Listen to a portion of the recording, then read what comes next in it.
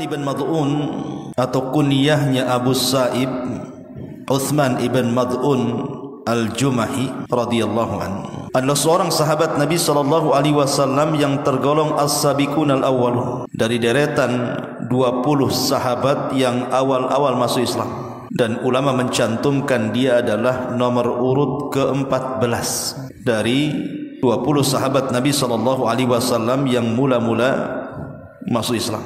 Dan Uthman ibn Mad'un radhiyallahu an masuk Islam dengan sederetan para sahabat dalam satu waktu. Di sana ada Ubaidah ibn al-Harith ibn Abdul Muttalib, kemudian Abdurrahman ibn Auf, kemudian Abu Salamah ibn Abdul Asad, kemudian Abu Ubaidah ibn al-Jarrah, kemudian Uthman ibn Mad'un. Dalam satu waktu mereka menghadap Nabi sallallahu alaihi wasallam kemudian masuk Islam. Ma'asyiral muslimin yang dimuliakan Allah Azza wa Jalla, baik, kita akan mulai siapa sosok Uthman ibn Mad'un radhiyallahu anhu ini, yang saat wafatnya Nabi sallallahu alaihi wasallam menangis sampai berderai air matanya dan memuji Uthman ibn Mad'un dengan mengatakan dia adalah sahabat yang tidak pernah mengambil keuntungan dari dunia, dan dunia pun tidak pernah dirugikan dari kepergiannya. Luar biasa, sahabat yang tidak pernah mengambil keuntungan dari dunia, dan dunia tidak pernah dirugikan dengan kepergiannya. Itulah Uthman ibn Mad'un radhiyallahu anhu. Ketika Nabi SAW di permulaan dakwah beliau di tahun 613 atau sebelumnya 610, Nabi SAW melakukan pertama kali dakwah secara dakwah sirriyah, dakwah tidak terang-terangan, selama 3 tahun, dari tahun 610 Masehi sampai tahun 613 Masehi. Karena waktu itu memang Nabi SAW baru saja mendapatkan mandat wahyu dari Allah Azza wa Jalla dan diangkat menjadi Nabi dan Rasul. Artinya belum ada kekuatan, belum ada pengikut. Makanya Rasul kemudian berdakwah dengan cara sirriyah, dengan cara dari teman ke teman, dari rumah ke rumah, atau bahasa lainnya door to door. Lah di antara sahabat Nabi SAW yang terkena dakwah sirriyah adalah Uthman ibn Mad'un. Jadi ketika Nabi SAW berdakwah sembunyi-sembunyi inilah sahabat-sahabat dari deretan para sahabat Nabi SAW yang masuk Islam di permulaan dakwah. Karena kan dakwah sirriyah kan awal-awal dakwah itu. Maka Uthman ibn Mad'un inilah satu di antara deretan para sahabat yang masuk Islam di permulaan dakwah Nabi SAW. Makanya kita katakan dia adalah as-sabiqunal awwalun, yang Allah Subhanahu wa taala firmankan dalam Al-Qur'an, was-sabiqunal awwalun minal muhajirin wal ansar walladzina tabauhum bi ihsan radhiyallahu anhum wa radu'an. Dan orang-orang yang awal-awal lagi mula-mula dari kalangan muhajirin dan ansar, dan orang-orang yang mengikuti mereka dengan baik, Allah redha kepada mereka dan mereka pun redha kepada Allah. Makanya Allah siapkan kepada mereka sorga-sorga yang mengalir di bawahnya sungai-sungai, dan mereka kekal di dalamnya, dan itulah keberuntungan yang sangat besar. Ma'asyiral muslimin yang dimuliakan Allah Subhanahu wa taala, setelah Uthman ibn Mad'un radhiyallahu an masuk ke dalam Islam, maka nasibnya sama dengan sahabat-sahabat yang lainnya, tidak lepas daripada rongrongan dari orang-orang Quraisy. Jadi orang-orang Quraisy itu marah dengan sebagian para sahabat yang mereka masuk ke dalam Islam, salah satunya Uthman ibn Mad'un. Karena di awal-awal masuk Islam ini para sahabat Nabi SAW banyak yang disakiti, ditekan dan diintimidasi. Contoh saja Uthman ibn Affan radhiyallahu anhu. Itu sampai diikat tangannya di belakang. Kemudian digulung dengan tikar. Kemudian digantung kakinya di atas, kepalanya di bawah. Kemudian dibakarkan perapian supaya asapnya terkena wajahnya. Tapi Uthman tetap di atas agama Islam dan tidak bergeming dengan keislamannya. Ataupun contoh Suhaib Ar-Rumi. Suhaib Ar-Rumi dipukul dada dan tengkuknya sampai hilang akalnya, hilang ingatannya. Tapi kemudian Allah Subhanahu wa taala kembalikan ingatannya setelah lama. Atau contoh Mus'ab ibn Umair yang dipenjarakan keluarganya gara-gara masuk ke agama Nabi SAW. Setelah kemudian dia lepas dari penjara keluarga, maka dia diputus oleh keluarganya, tidak boleh menerima sepeser pun uang dari kekayaan keluarganya, disuruh cari uang sendiri. Apalagi kalau kita cerita para budak kan, seperti Bilal ibn Rabah bagaimana disiksa habis-habisan oleh Umayyah bin Khalaf. Kemudian Khabbab ibn Arat yang disundut dengan besi panas. Ataupun keluarga Ammar ibn Yasir yang dibantai oleh Abu Jahal. Sampai Sumayyah mati syahid dan juga suaminya, kecuali Ammar. Itu pun tidak tahan, hampir murtad. Lah salah satu yang mendapatkan penyiksaan adalah siapa? Uthman ibn Mad'un. Uthman ibn Mad'un ini juga tidak lepas daripada siksaan orang-orang Quraisy. Makanya karena dia tidak tahan, dia kemudian melakukan hijrah pertama kali dengan rombongan Uthman ibn Affan. Kemana? Ke Ethiopia, Habasyah. Kenapa Nabi SAW menyuruh mereka hijrah? Dan Nabi SAW juga tidak berangkat hijrah ke Habasyah, karena posisi Nabi SAW kali itu masih kuat, dilindungi oleh kabilahnya, sehingga orang-orang musyrik tidak berani menyentuh Nabi. Karena di belakang Rasul ada kabilah Bani Hashim dan Bani Muttalib, sehingga Rasul tidak disentuh. Tapi orang-orang lemah seperti Bilal ibn Rabah, Khabbab ibn Arat, keluarga Ammar ibn Yasir, termasuk Uthman ibn Mad'un dan yang lainnya, mereka tidak bisa mempertahankan keimanan mereka di kota Mekah karena sengitnya permusuhan orang-orang Quraisy kepada kaum muslimin. Makanya kemudian mereka ingin hijrah keluar dari Mekah supaya mereka bisa beribadah kepada Allah Azza wa Jalla. Lah dari situ Nabi SAW memberikan rekomendasi, kalau kalian ingin hijrah, hijrahlah ke negeri Habasyah. Di sana ada seorang raja yang sangat adil, tidak pernah menzalimi siapapun daripada rakyatnya. Dialah Najasyi, atau dikenal namanya Ashamah ibn Afjur. Pergilah kalian ke sana. Maka berangkatlah rombongan pertama, sekitar 12 orang, ada yang mengatakan 15 orang, dipimpin oleh Uthman ibn Affan, berangkat ke Habasyah. Inilah hijrah pertama dalam Islam. Tahun 615 Masehi. Ma'asyiral muslimin yang dimuliakan Allah Azza wa Jalla, 1 tahun setelahnya, setelah mereka berada di bumi Habasyah, datang berita khok, berita buruk, bahwa banyak tokoh-tokoh Quraisy setahun setelahnya masuk Islam. Ketika itu turun surah An-Najm, di mana kemudian banyak, ketika turun surah An-Najm ini, sebagian atau secara hampir sebagian besar orang-orang Quraisy itu sujud.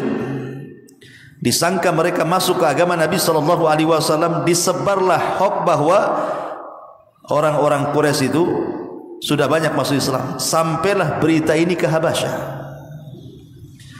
Maka tentu mereka senang. Baru ditinggal 1 tahun, ternyata orang-orang Quraisy sudah banyak masuk Islam. Padahal ini berita hoax. Akhirnya kemudian orang-orang yang sudah di Habasyah setahun itu mereka balik. Rupanya sampai di Mekah tidak ada orang yang masuk Islam.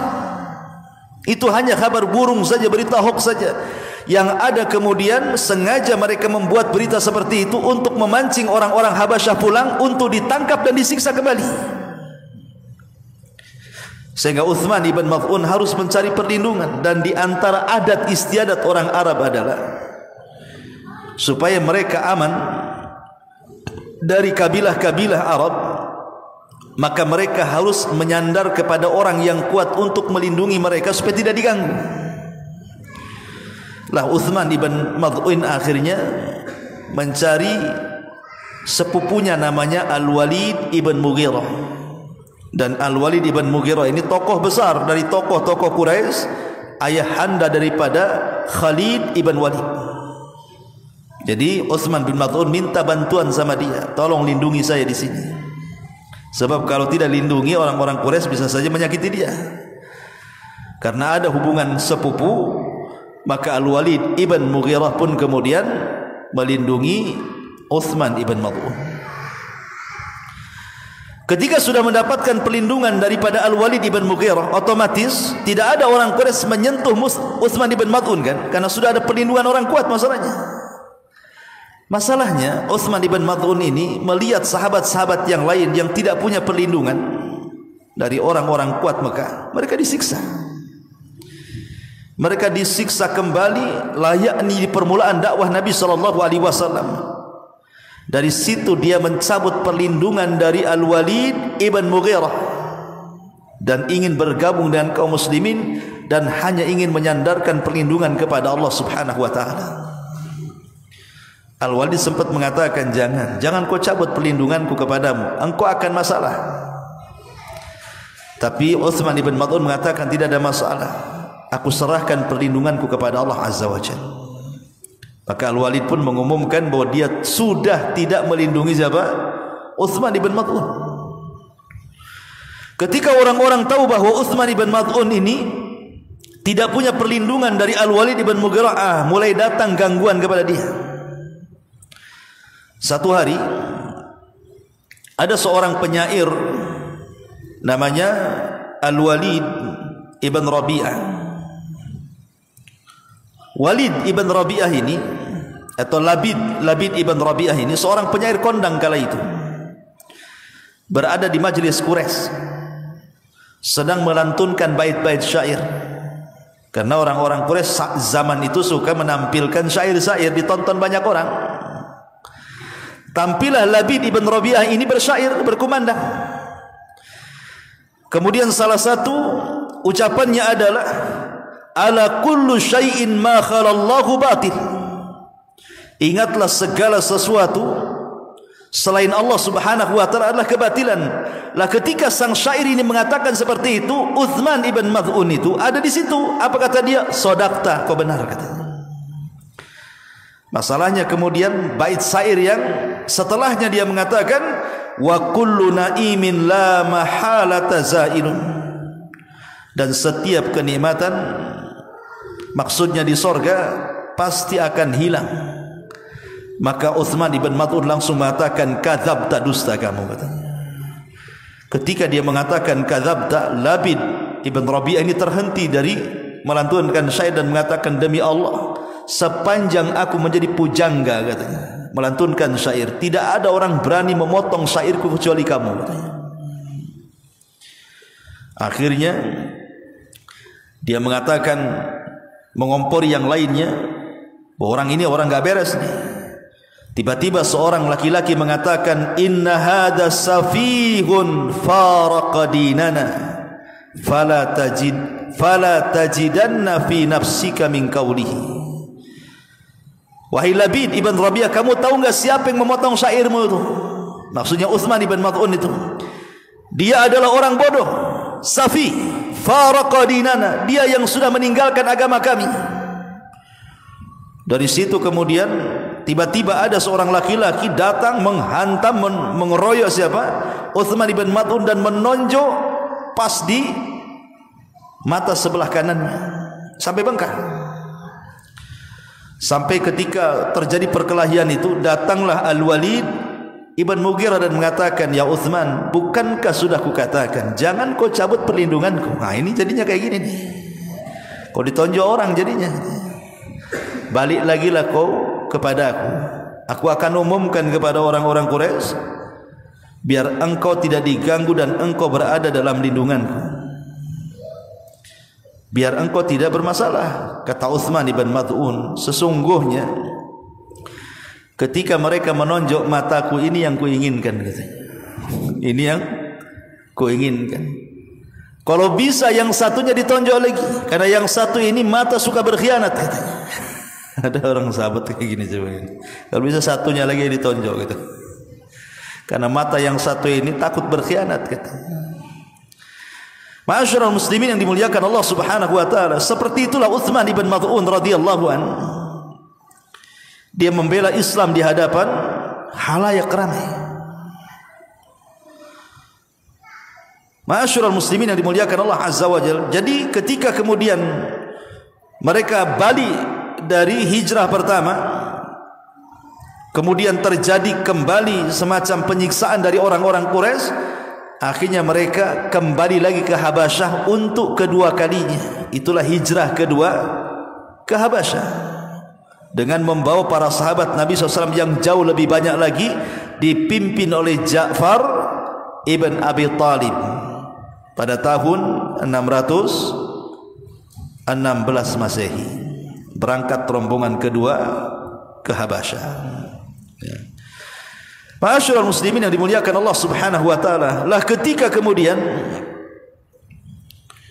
berlangsung hijrah mereka, liku-liku hijrah kan, para sahabat yang hijrah ke Habasyah kan macam-macam ya.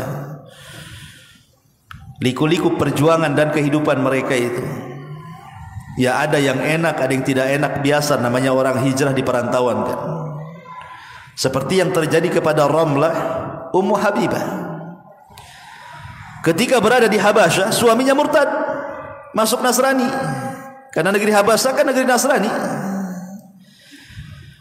Tertarik dengan Nasrani, Ummu Habibah ini suaminya masuk ke Kristen. Akhirnya dia menjadi janda. Kemudian Nabi SAW mengutus Amir Al-Dhamri untuk meminang Ummu Habibah menjadi istri Nabi SAW. Jadi hidup di negeri orang-orang yang berbeda akidah ini kadang-kadang membahayakan. Baik, kenapa para ulama melarang kita bepergian ke negeri kafir kalau tidak ada kebutuhan yang mendesak? Karena bisa saja negeri kafir itu menyuguhkan kepada kita syubhat dan syahwat. Makanya boleh kita masuk ke negeri-negeri kafir itu dengan aturan yang ketat dalam Islam itu. Bukan hanya sekedar jalan-jalan, bukan hanya sekedar itu, tapi dalam Islam itu ada aturan-aturan.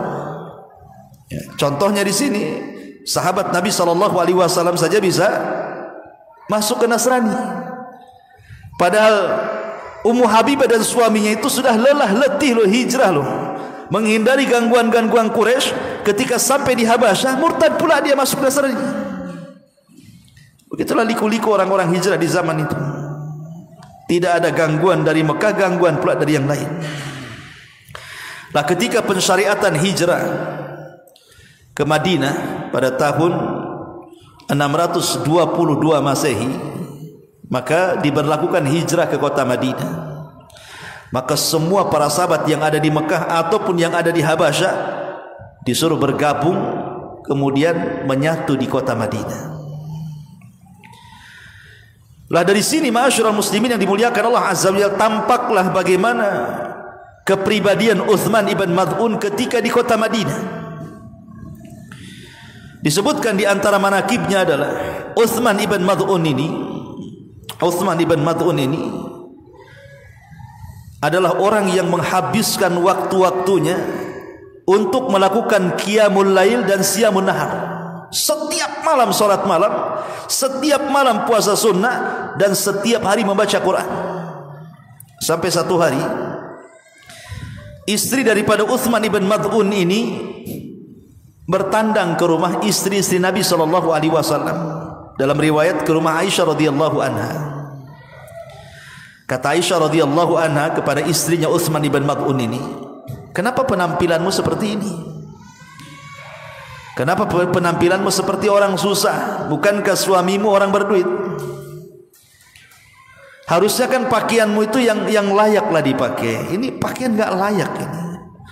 Sifat perempuan itu harus berdandan untuk suaminya. Maka istrinya mengatakan kepada Aisyah radhiyallahu anha, bagaimana aku harus dandan sementara suamiku tidak berhajat kepada aku? Kalau malam solat malam, kalau siang puasa sunnah, kapan dia menyentuhku? Akhirnya kemudian sampailah berita ini kepada Nabi SAW.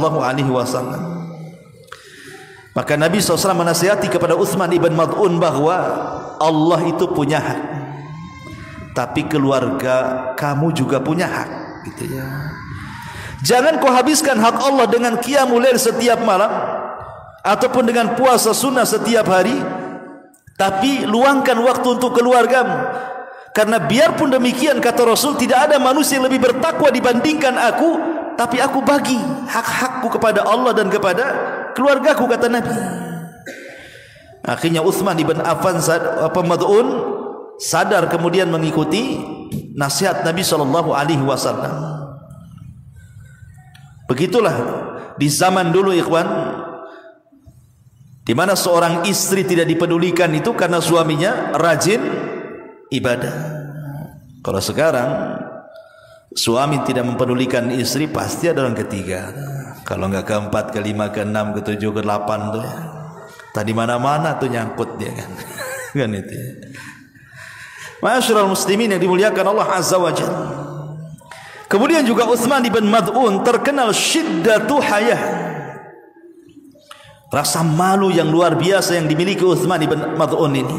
Dan Rasul mengatakan, al-haya'u la ya'ti illa bi khairin, perasaan malu itu tidak mendatangkan kecuali kebaikan. Lah di antaranya adalah selama berhubungan suami istri ini, Utsman ibn Mad'un ini, dia malu untuk memandang aurat istrinya. Dia tidak pernah memandang aurat istrinya walaupun berhubungan, Utsman ibn Mad'un ini. Kemudian sampailah perkara itu kepada Nabi SAW, dan dia mengemukakan alasannya kenapa tidak mau menutup aurat, tidak mau memandang aurat, sampai kepada orang yang halal bagi dia tidak mau memandangnya. Akhirnya kemudian Nabi SAW menasihati dan mengatakan, innallaha ja'alaha laka libasan wa ja'alaka laha libasan. Ya Utsman, istrimu loh sudah Allah jadikan baju bagimu. Kenapa kau tidak boleh menatap aurat? Boleh, enggak ada masalah ya. Tapi itulah perasaan malu Utsman ibn Mad'un radhiyallahu anhu sampai memandang aurat istrinya saja tidak mau gitu ya. Kalau kita jangankan lagi aurat istri, aurat tetangga aja diteropong-teropong kan ya. Bahaya mata kita ini, mata belang kan gitu ya. Ma'asyiral muslimin yang dimuliakan Allah Azza wa Jalla. Tapi begitulah syiddatul haya, bagaimana perasaan malu Utsman ibn Mad'un radhiyallahu anhu. Dan Utsman ibn Mad'un sekali lagi adalah orang yang tidak terpengaruh dengan dunia sama sekali. Tidak terpengaruh dengan dunia. Hidupnya zuhud. Betul-betul dia ala kadarnya hidupnya itu. Sebenarnya ma'asyiral muslimin yang dimuliakan Allah Azza wa Jalla, dalam Islam orang kaya itu tidak dilarang. Orang menggunakan fasilitas dunia itu tidak dilarang. Seperti antum dari rumah ke sini, bagus naik motor atau jalan kaki? Jalan kaki pengkor lah antum, naik motor. Antum punya mobil, bagus pakai mobil kan. Artinya boleh kita pakai motor, boleh pakai mobil, tidak ada masalah. Selama dunia yang antum miliki itu hanya sebatas sarana untuk menyempurnakan ibadah. Yang jadi masalah itu ketika dunia bukan hanya sekedar sarana, tapi sudah menjadi tujuan. Ketika dunia sudah menjadi tujuan, berarti ujung-ujungnya meletakkan dunia dalam hati. Kalau dunia sudah diletakkan dalam hati manusia, maka pasti dia akan berangan-angan untuk takut mati dan akan mengatakan, kalau boleh Allah kasih umur lebih bagi saya supaya bisa menikmati dunia. Itu ketika dunia dalam hati ya. Ujung-ujungnya takut mati. Makanya kata Nabi SAW, hubbud dunya wa karahiyatul maut. Orang kalau sudah cinta dunia pasti dia takut mati. Orang kalau sudah cinta dunia, konsekuensinya pasti takut mati. Sebagaimana orang kalau cinta akhirat pasti ingin cepat mati. Lah Uthman ibn Mad'un ini adalah sahabat yang luar biasa, tidak terpengaruh dengan dunia. Dan banyak sahabat yang model-model Uthman ibn Mad'un ini. Salah satunya siapa? Abu Ubaidah ibnul Jarrah. Ketika di masa Amirul Mukminin Umar bin Khattab radhiyallahu an, Umar ini bertandang dari Madinah ke Syam, kemudian melihat tendanya Abu Ubaidah ibnul Jarrah. Dilihatnya tidak ada satu pun di tenda itu. Maksudnya barang-barang mewah, padahal dia panglima perang dan Persia takluk di tangannya. Maka Umar bin Khattab geleng-geleng kepala dan mengatakan sambil menangis, "Ya Aba Ubaidah, kulluna ghayyaratna dunya." Kami semua terobahkan dengan dunia illa anta, kecuali kamu. Jadi banyak para sahabat itu yang hidup zuhud ya. Tidak terpengaruh dunia dengan dunia sama sekali. Lah salah satunya Uthman ibn Mad'un. Makanya tadi saya sebut di awal saat kematiannya, Nabi SAW sampai mengatakan kepada Uthman ibn Mad'un sambil menangis tu, apa kata Nabi SAW? Rahimakallah ya Aba Sa'id, kharajta minad dunya wa ma asabta minha wa la asabat minka, kata Rasul. Semoga Allah merahmatimu wahai Aba Sa'id, engkau keluar dari dunia, dunia tidak pernah dirugikan dengan kepergianmu dan engkau tidak pernah mengambil keuntungan padanya. Begitulah sahabat Uthman ibn Mad'un radhiyallahu anhu. Masalahnya ikhwan,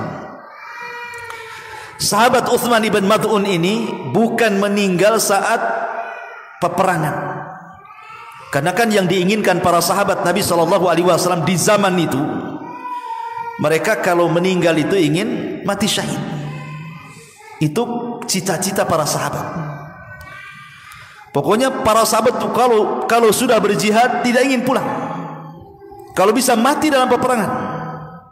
Itu semua cita-cita para sahabat seperti itu.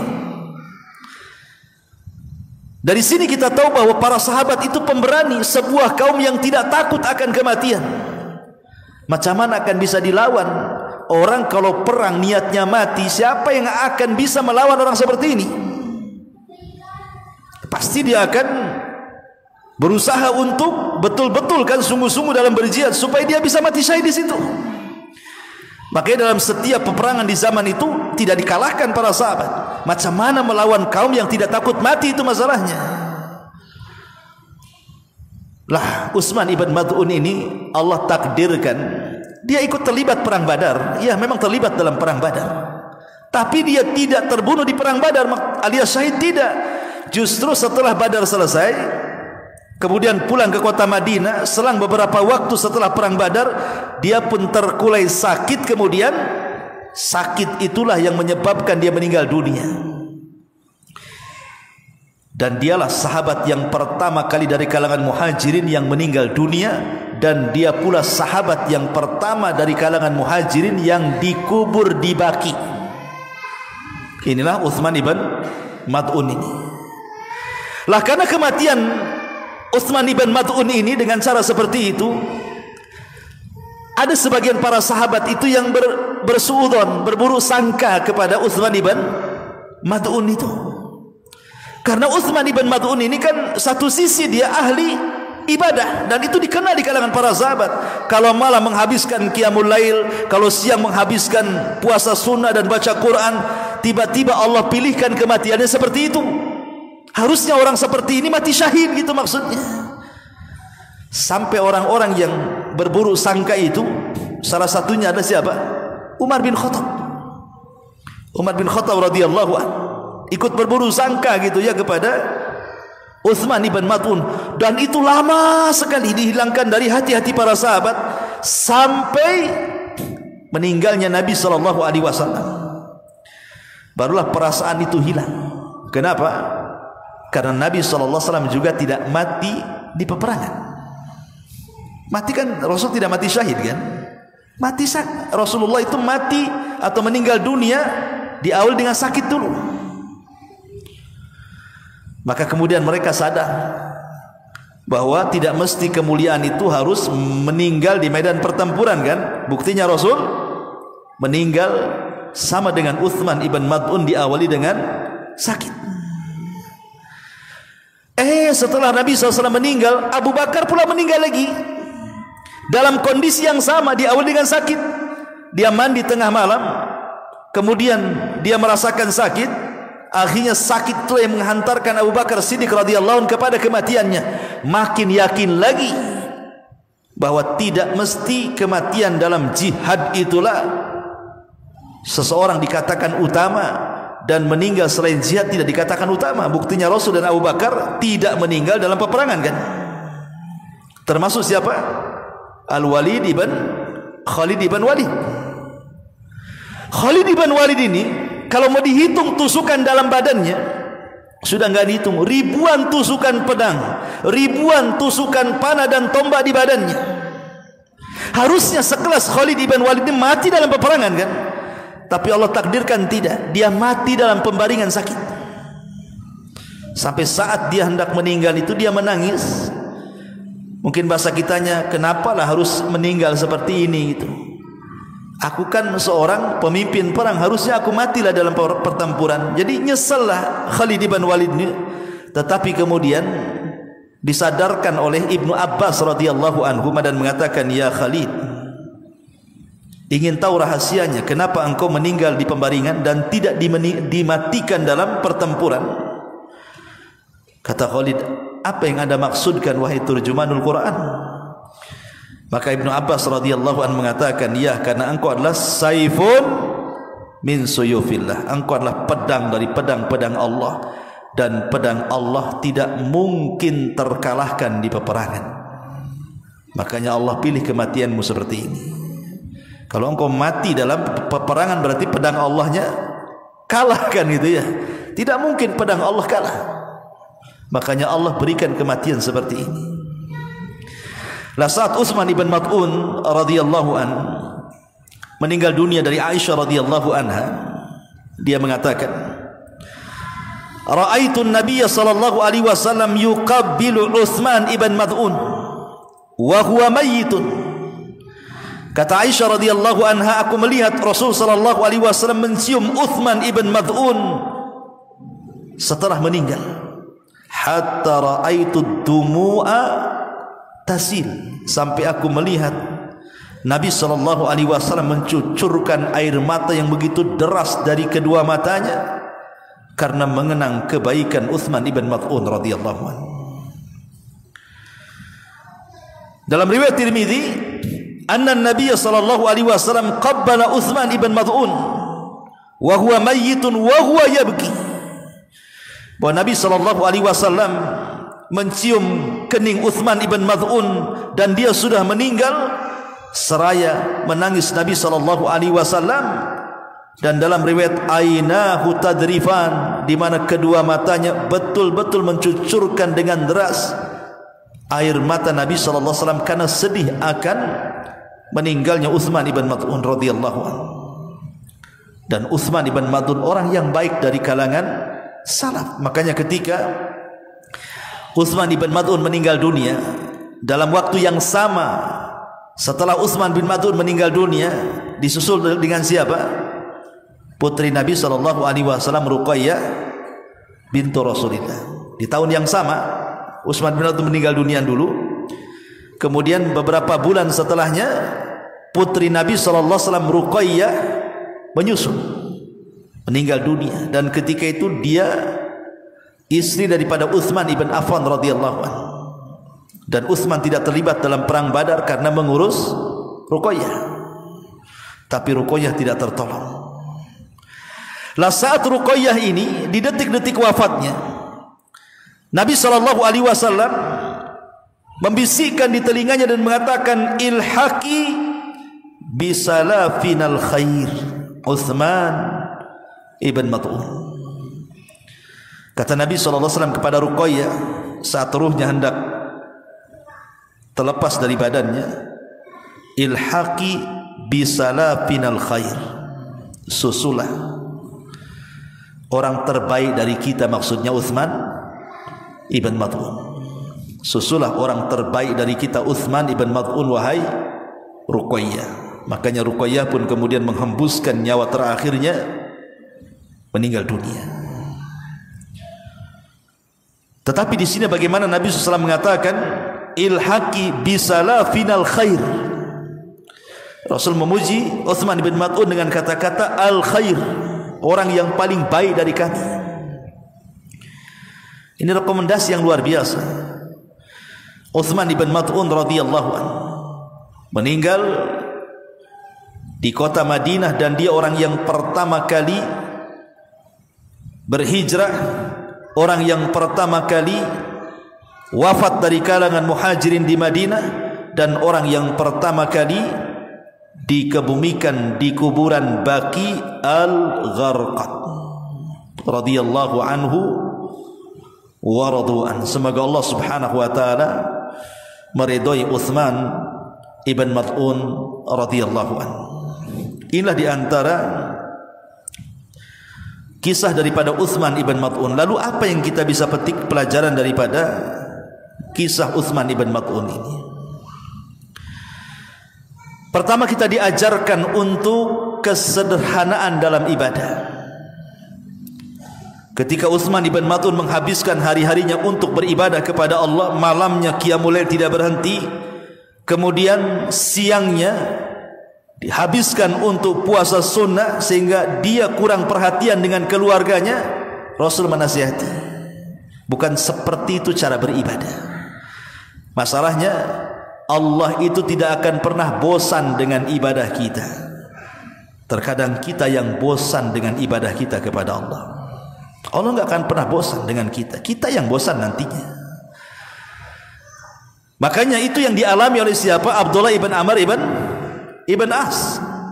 Abdullah ibn Amr ibn As ketika dinasihati Nabi SAW, dia kan sama juga tuh, tiap hari puasa sunnah, tiap hari qiyamul lail, tiap hari baca Quran, dan menghatamkan lagi, tiap hari menghatamkan Quran.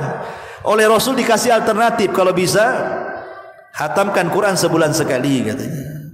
Kalau bisa puasamu puasa 3 hari dalam sebulan, atau kalau tidak bisa ingin lebih, maka puasalah Senin Kamis, atau ingin lebih puasa Daud, dan jangan ditambah lagi di sini kata Rasul. Tapi Amr ibn As kemudian karena merasa mampu, dia memilih ibadah yang paling ketat yang diberikan Nabi SAW. Seperti puasa, dia tidak mau mengambil Ayyamul Bid, dia ambil puasa Daud. Ya. Kemudian dia menghatamkan Quran 10 sekali, 10 hari sekali, dan begitu seterusnya. Ketika dia masa senja sudah tua, Abdullah ibn Amr bin As ini sudah senja, sudah tua, tenaganya tidak seperti muda lagi, barulah dia agak kerepotan untuk melakukan ibadah-ibadah dengan cara istiqomah yang biasa dilakukan dari muda. Kenapa? Karena terlampau banyak yang harus dilakukan. Dari situ dia mengatakan, laitani akhadtu rukhsatan Nabiy sallallahu alaihi wasallam, duhai kiranya dulu ketika Rasul menyarankan aku untuk melakukan ibadah yang ringan, aku ambillah keringanan itu katanya, supaya aku bisa istiqomah sampai kematianku. Dari sini kita tahu bahwa khairul a'mal adwamuha wa in qalla, sebaik-baik amal itu yang istiqomah walaupun sedikit, daripada diborong banyak kemudian capek akhirnya ditinggalkan ibadah. Bahasa ulama itu man akhadha jumlatan faqadal jumlah, siapa yang mengambil banyak pasti akan meninggalkan banyak juga. Ini yang pertama. Yang kedua, di antara faedah daripada kisah Uthman ibn Mad'un radhiyallahu anhu di sini, bagaimana Uthman ibn Mad'un mengajarkan kesederhanaan dalam hidup, bukan hanya dalam ibadah, dalam hidup. Dia tidak terpengaruh dengan dunia. Dengan kata lain, dia mengajarkan kepada kita apa yang disebut dengan zuhud. Apa itu zuhud? Zuhud itu meletakkan dunia di genggaman tangan dan tidak meletakkan dunia di dalam hati. Itulah zuhud. Dan ini definisi yang paling mantap yang dikatakan oleh Hasan Al-Basri rahimahullahu taala, Sufyan Ats-Tsauri rahimahullahu taala. Nah, Sufyan Ats-Tsauri ini kan kaya, banyak duitnya. Kemudian orang-orang mengatakan, "Ya Sufyan, engkau mengajarkan kami zuhud tapi kau kaya," katanya. "Engkau ini termasuk imamuz zahidin, imamnya orang-orang zuhud, tapi kau kaya." Jadi orang-orang yang mengatakan seperti itu kepada Sufyan seolah-olah zuhud itu harus miskin. Zuhud itu kalau bisa robek-robek pakaiannya. Zuhud itu kalau bisa makan keraknya, nasi-nasi kering yang dikeringkan gitu ya. Nggak boleh makan rawon, makan gulai nggak boleh. Zuhud itu yang ya lontong sayur yang udah 3 hari gitu ya. Jadi seolah-olah zuhud itu apa ya, nggak menikmati dunia, nggak begitu. Jadi Sufyan Ats-Tsauri mengajarkan bukan begitu katanya. Kenapa aku harus kaya, kata Sufyan Ats-Tsauri? Likai la atamandalu ala sultan. Supaya kalau aku kaya, aku tidak menjilat penguasa. Kalau aku miskin, aku menjilat penguasa. Aku tidak bisa mengeluarkan kata-kata hak di hadapan mereka. Tapi ketika aku kaya, aku tidak menjilat penguasa, maka aku bisa mengkritik pemerintah. Karena aku tidak berhajat kepada mereka. Kemudian dia mengatakan sesungguhnya zuhud itu adalah meletakkan kekayaan di tangan dan tidak meletakkan kekayaan di hati. Ketika kekayaan itu hanya berpindah dari satu tangan ke tangan berikutnya, maka kalaupun kekayaan itu hilang, tidak mempengaruhi hati kita. Seolah-olah datang dari tangan kanan untuk pergi ke tangan orang.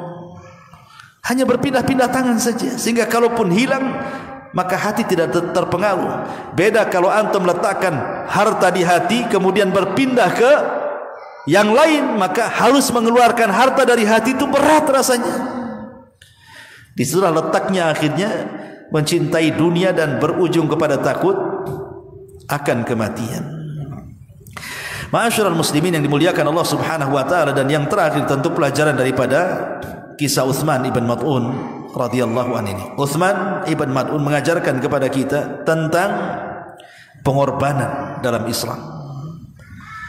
Dia hijrah 3 kali, ke Habasyah 2 kali dan ke Madinah 1 kali.